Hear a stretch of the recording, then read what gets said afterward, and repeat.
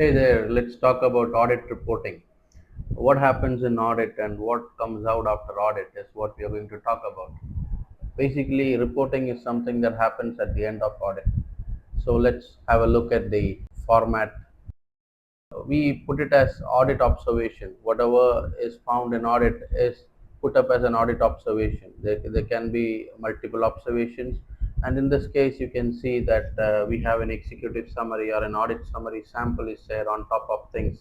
And there you can list out the audit observations, and the risk rating can be shown on the right side. So risk can be categorized into critical, high, medium, or low. So depending on the policy, the resolution time can be fixed. So here, for an example, I have shown as like critical audit observations are to be resolved immediately.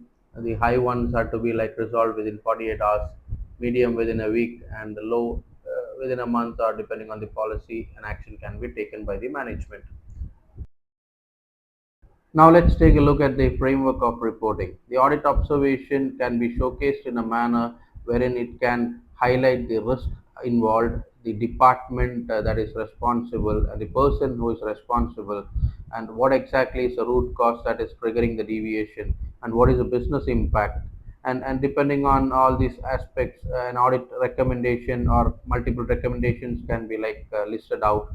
So we must understand that we must have sufficient evidence or supporting documentation must be there in place to establish the point. So the management can respond accordingly and a cutoff can be fixed. An audit checklist, depending on the scope, must be framed very carefully. It must cover all the risk areas, and it should actually support the auditor's activity to ensure that the coverage is complete.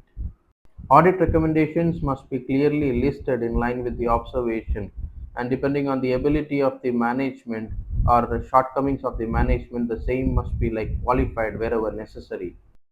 And then the management is given an opportunity to respond to the observation.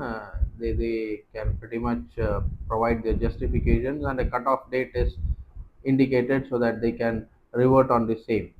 Supporting info is something that is very vital, because without any supporting, without any evidence, it is very difficult to establish an audit point. So the auditors should make sure that necessary artifacts are available. To conclude, audit is a very important function. No matter what form it takes, audit helps the management understand where we are deviating, and the deviations must be fixed in order to achieve the set goals by the management. Thank you.